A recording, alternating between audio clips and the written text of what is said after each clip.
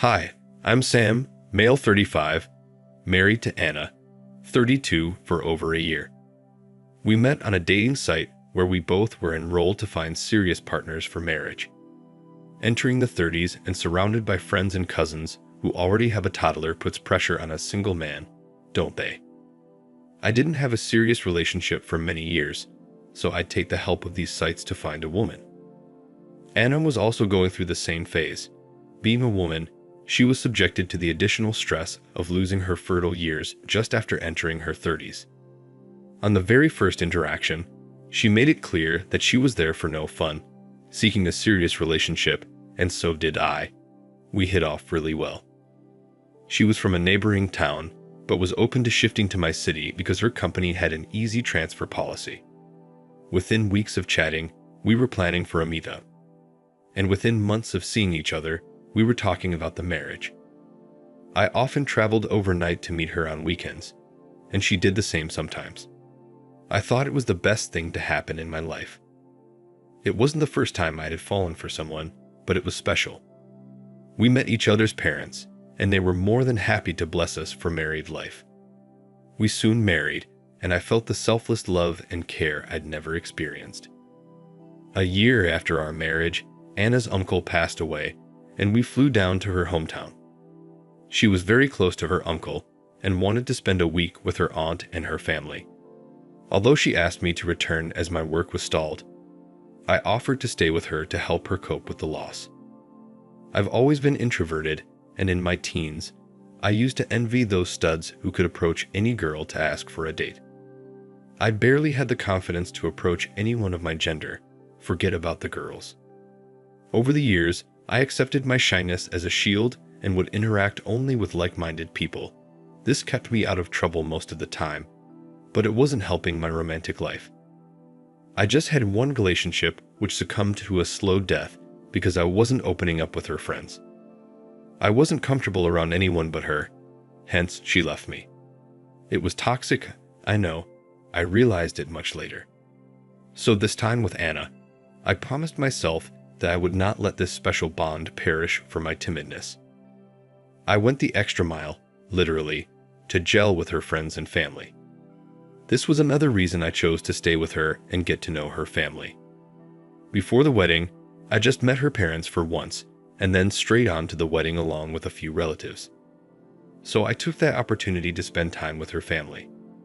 During that stay, I met with her cousin, Brian.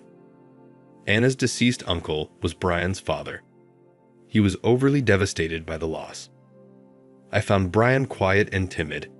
Hence, I made an extra effort to bond with him because I knew the pain of being an introvert.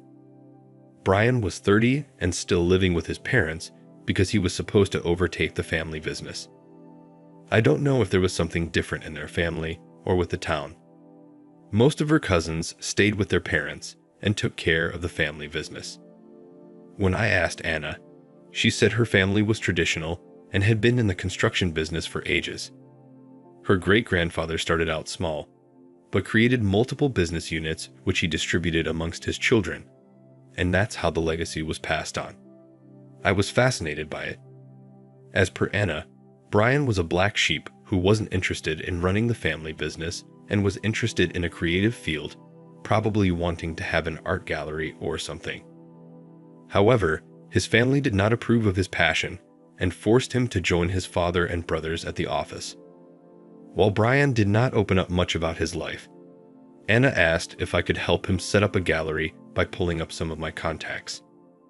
Actually, I worked for an e-commerce startup that deals with antique jewelry. Although I didn't know anyone who could actively help Brian, I agreed to help with the confidence that I could figure out something. It was a peaceful week stay with her family. I got to know them and their tradition. Anna took me to her ancestral homes by the countryside and made me taste the local cuisine. I was amazed at how diverse we are as a country. I was born and brought up in the heart of LA. Hence, I'd never been exposed to those cultures before, and I loved it. Soon after we returned, Anna told me that Brian wanted to move to LA to pursue his career and requested that we let him stay with us until he got a job. I happily agreed. This was a month ago. I greeted Brian and made him comfortable at my house.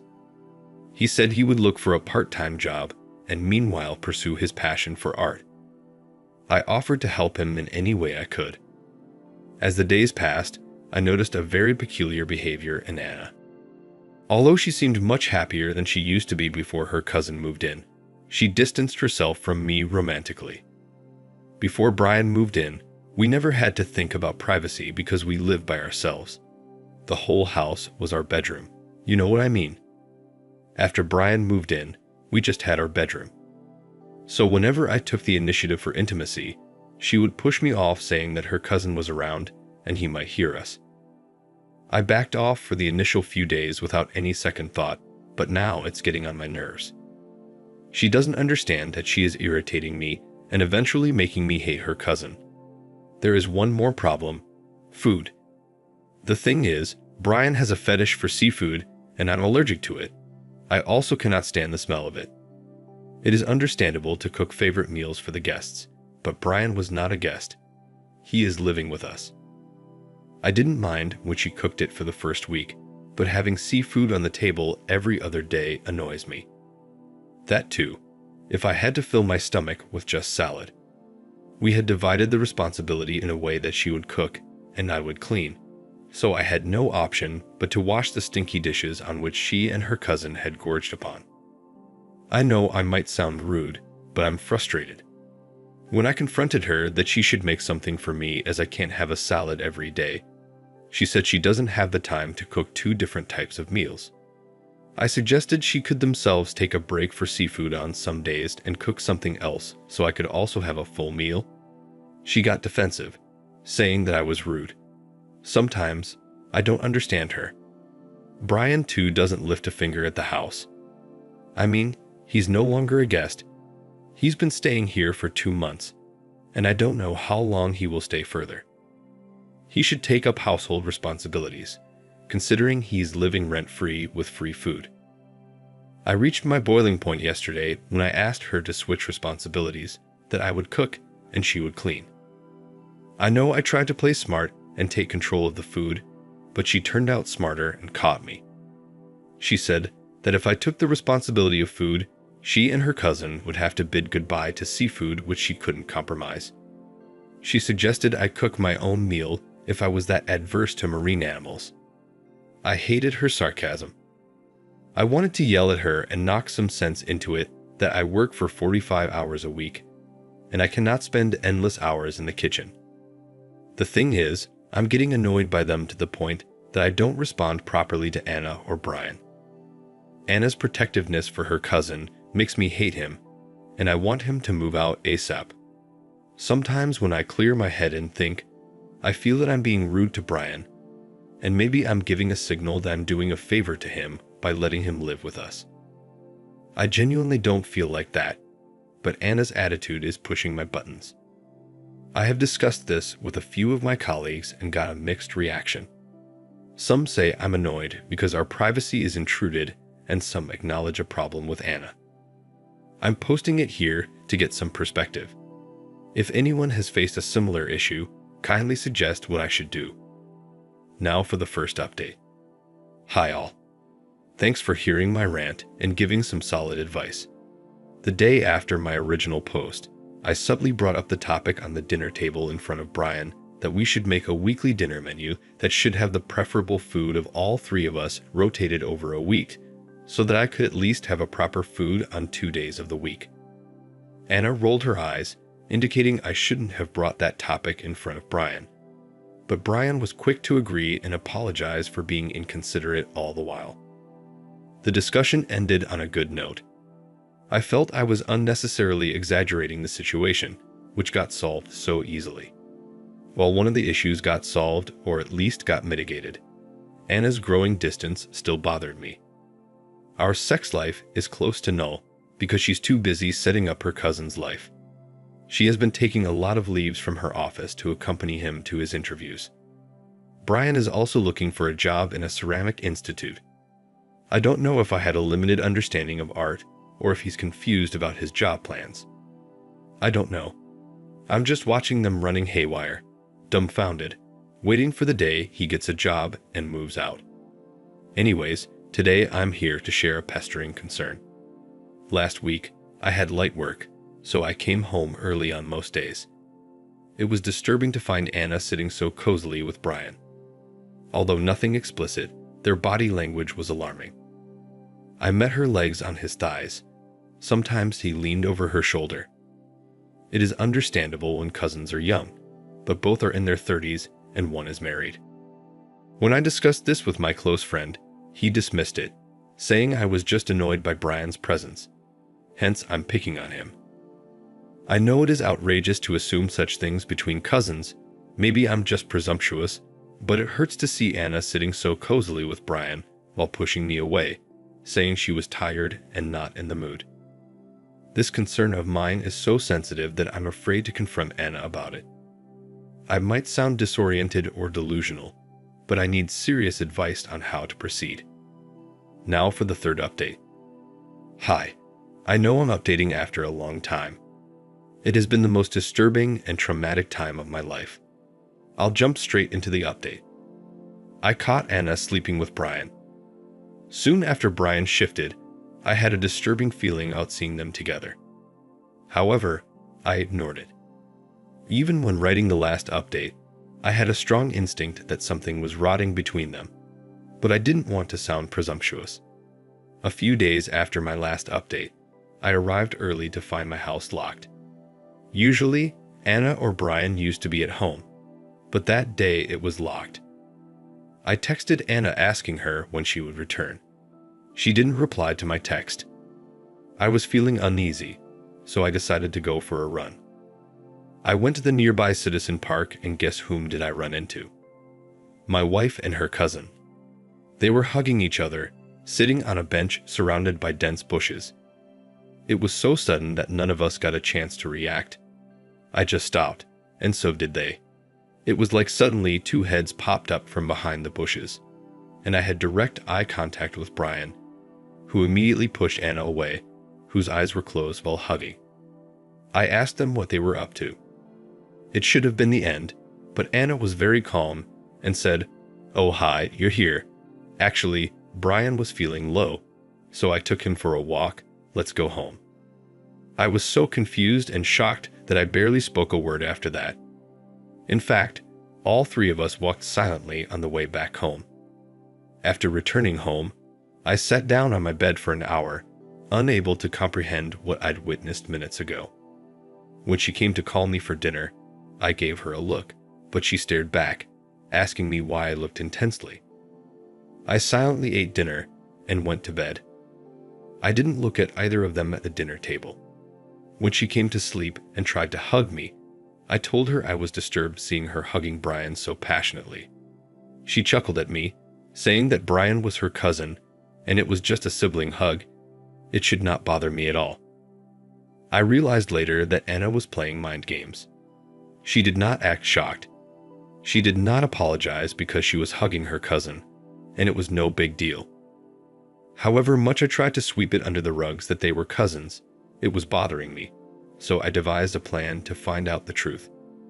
As some of you suggested in my last update, I should hire a PI. But I thought it wouldn't be fruitful because the suspect was right inside my house, so I bought some hidden cameras with the intention of placing them in several corners of the house. But the challenge was that Brian was mostly at home. I don't know what he was up to. By then, I'd understood that he was not serious about work. He was lurking around in my house, and I had to get rid of him, anyhow. I told them my company is sending me on a 2-day work trip to London. Before that, I would work from home for a few days to finish a presentation I would need on my London visit. It was all made up, but I did take a week off from work to wrap up this saga, and I did book a flight ticket to show them. So while I was at home, Brian would dress up formally, take his files, and pretend he was going for an interview.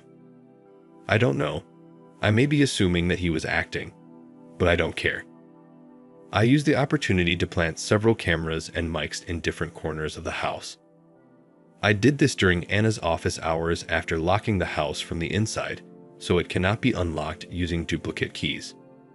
Although nothing concrete came up, except Anna and Brian exchanging intense eye contact and Brian fondling Anna's hand while passing. That evidence could also prove what was happening between them, but I wanted a dirty one to humiliate them. On the day of my scheduled flight, Anna offered to drop me at the airport. Maybe she wanted to ensure that I was actually out of the country before they started their dirty business. I declined, stating that my flight was in the evening and I would leave directly from my office, so it was unnecessary for her to hassle. That day, I left the house and checked into a hotel for 2 days. I waited patiently until the evening when Anna returned from her office. She returned home and called me, asking if I reached the airport. I told her I had boarded and the flight was about to take off. I kept the phone on airplane mode just in case she called to check. But why would she bother to confirm when her lover was already caressing her while she was on a call with me? Disgusting. As soon as she disconnected the call, he pounced on her, and I could see my marriage falling apart right before me. A couple of minutes into that, I turned off the app that was displaying the live recording. I knew I would die of suffocation in the next 2 days, so after an hour, I logged in again to see if enough evidence was collected so that I could put an end to this. When I logged in, I found a clip where Brian actually discovers the camera and panics. They then hunt for the remaining cameras and mics, and while doing so, Anna stands in front of one of the cameras and curses me. The recordings had stopped by then, which meant they had destroyed everything. I checked the saved recordings, which were just enough to prove their illicit relationship, so I headed home. I barged into the house to find Anna talking over the phone while Brian had already fled. She had such criminal eyes that I actually got scared for a moment.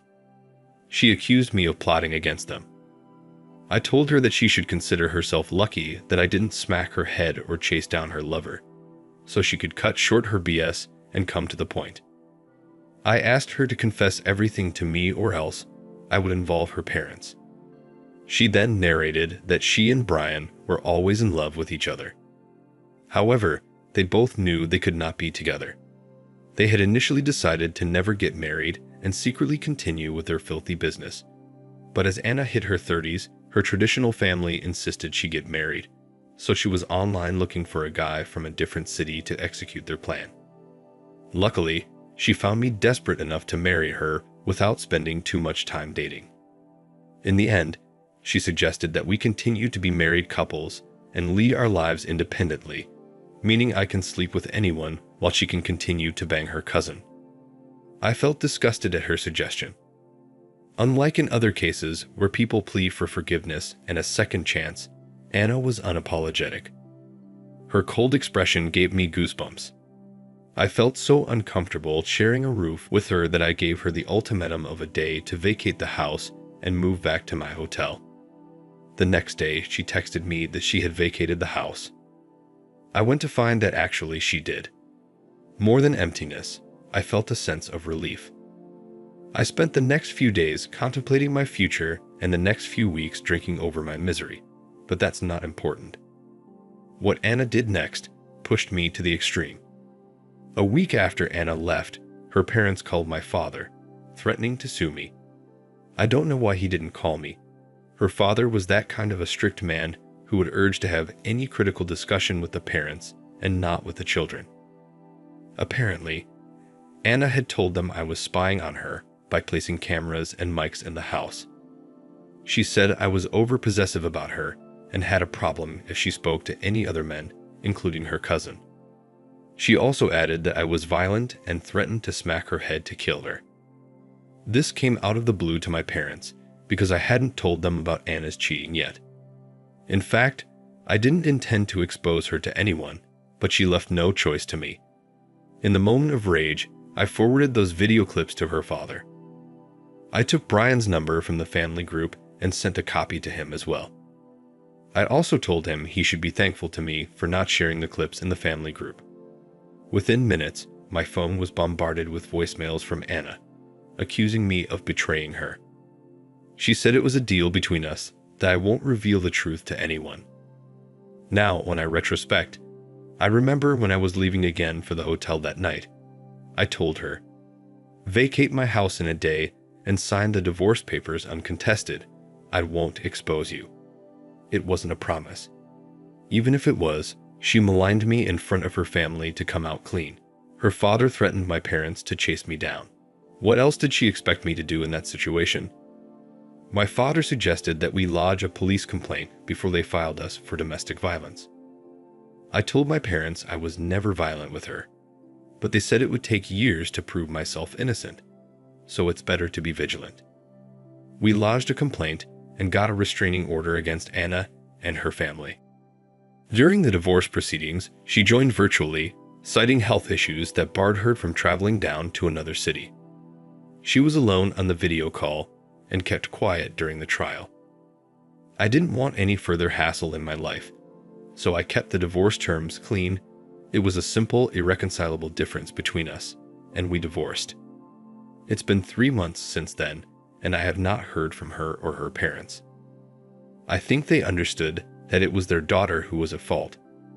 It feels like I had a long nightmare, and now I'm awake to find the same loneliness. I think I'll take time to get over it. I sometimes still curse myself for being so vulnerable that she was able to prey on me so easily. Nonetheless, I'm recovering. Wish me luck. Thank you for watching. Like and subscribe if you enjoyed the video. See you next time.